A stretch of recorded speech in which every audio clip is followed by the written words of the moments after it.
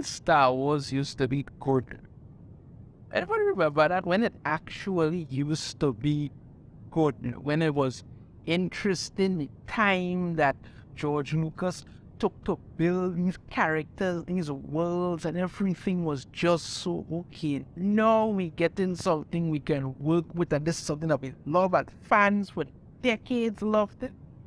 And then along came Kathleen Kennedy and good old Rey SKYPALPAWALKERTINE, who, dragged themselves in there. And we had the Force Awakens, and people will say, well, what that was kind of good. I thought it was garbage from the get-go.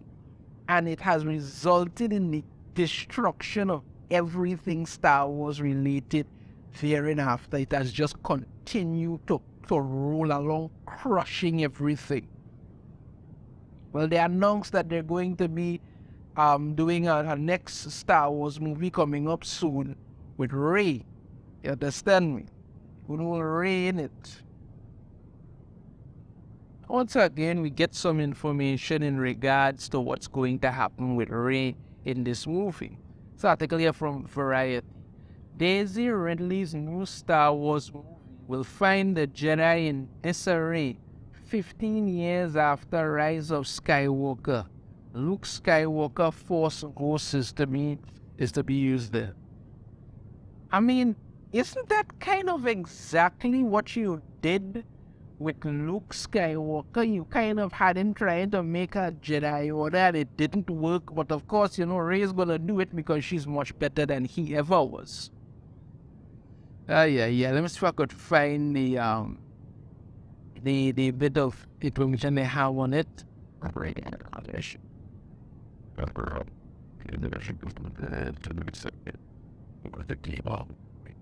And not even when I don't even have much here to do. Well, this is what Kathleen Kennedy had to say. Well, we're 15 years out from Rise of Skywalker, so we're post-war, post-First Order, and the Jedi are in disarray. There's a lot of discussion around who are the Jedi, what are they doing, what's the state of the galaxy. She's attempting to rebuild the Jedi Order based on the books, based on what she promised Luke, so that's where we're going.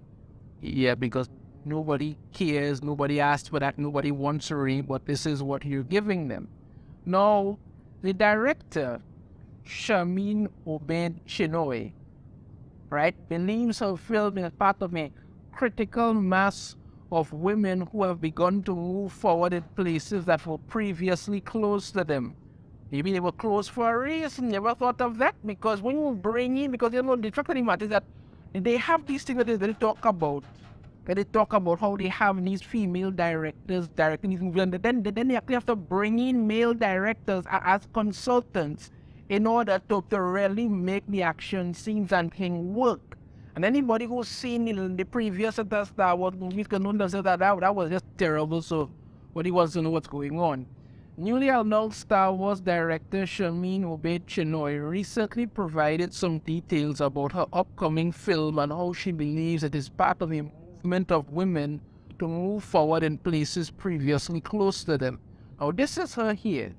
This is Kathleen Kennedy, good old Forces female, and then we have Daisy Ridley. Now, like I say, nothing against Daisy Ridley, lovely woman, but her character of Rey was just terrible.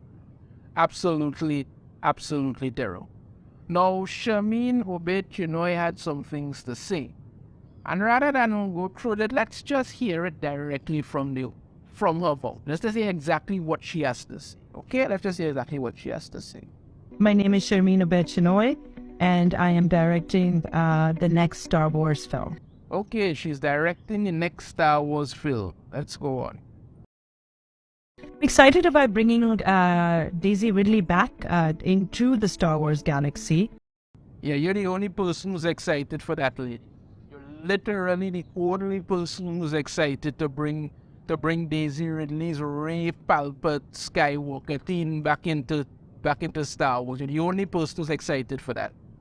And in telling her story, I'm excited to be immersed in the Jedi Academy. And I think there is so much excitement around the new Jedi Order. Woman, I am literally in the process of trying to recruit members for a Sith Order to destroy this horrible new Jedi Order crap that you're making. That's what I'm literally in the process of trying to recruit members for that. And that's just to be clear. We're not going to be the evil Sith. No. We're the good guys trying to destroy this horrible crap that you're making. And none of those red lightsaber nonsense. No. We get cool black lightsabers. Black cloaks with red patterns on them. Yes, we're stealing from the Akatsuki. I don't care. We're doing that. You understand me? I'm literally in the process of recruiting for that because nobody wants this god-awful shit. Nobody. I've always kicked open doors that were previously closed. Maybe they were closed for a reason. Maybe those doors were closed for a reason. And I think my feeling is that there is a critical mass of women who have begun to move forward in places that were previously closed to them. Yeah, but move forward in places. And when they go, when they put them to direct things, not because they're talented, not because, they know what they're doing, or they put them on there because they want a virtue signal, then they have to bring in some other male directors to try and clean up what they're doing. Yeah, that sounds like really good progress. I've been a filmmaker and a storyteller for the last 20 years, and a few years ago I began to think about what I wanted to do. Miss Marvel was coming around, and I thought about a brown Muslim superhero and what impact she would have on the way young girls see themselves. Ms. Marvel. She has worked on Ms. Marvel.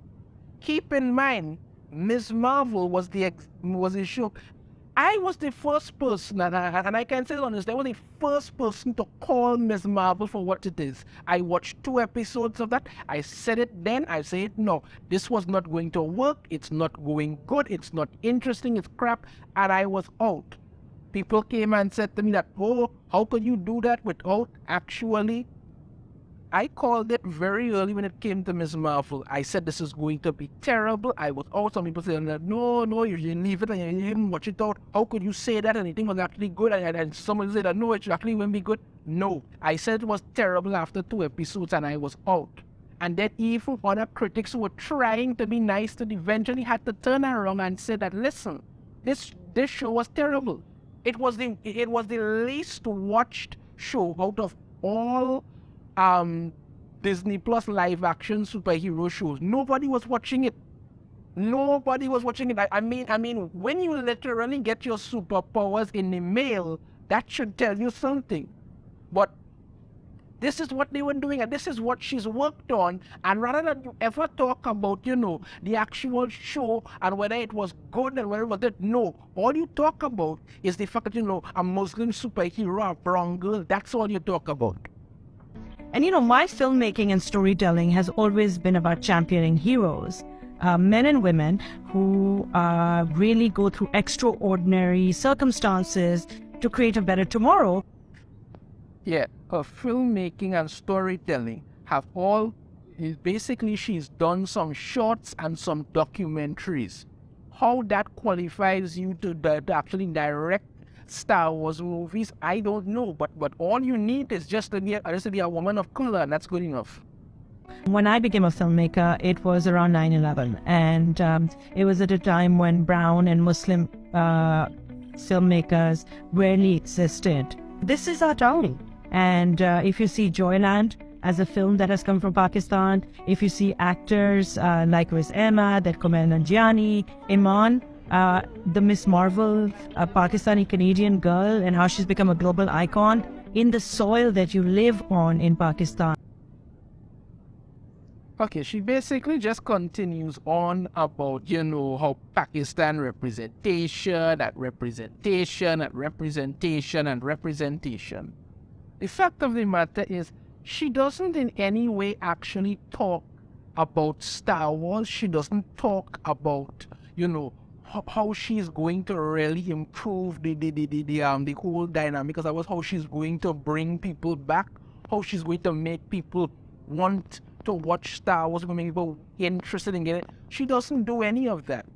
She literally doesn't do any of that because all she's used this time for her to talk about is just, virtue signaling and going on about representation non-stop. Nothing about this makes anybody think that this woman is actually qualified to be a part of Star Wars, really be a part of anything, honestly.